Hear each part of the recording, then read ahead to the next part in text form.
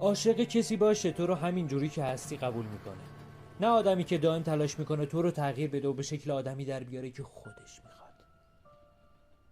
عاشق کسی باشه تو رو حمایت میکنه و بهت انگیزه میده تا برای آینده تلاش کنی.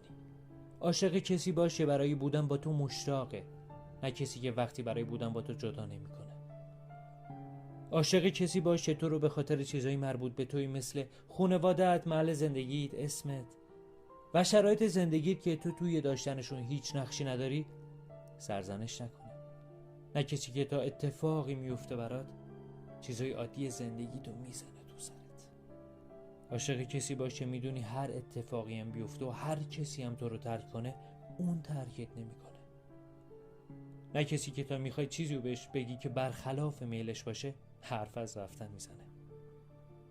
عاشق کسی باشه تو رو به خاطر خودت بخواد، نه آدمی که صرفا به خاطر ثروت و زیبایی و موقعیتت بخوادت.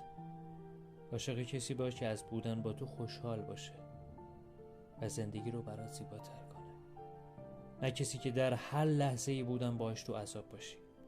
عاشق کسی باشه معنی عشق رو بدونه، اگه غیر این باشه تنها کسی که میبازه قطعاً تویی. عشق حس مقدسی، سعی کن بدونی قلب تو به کی تسلیم میکنه.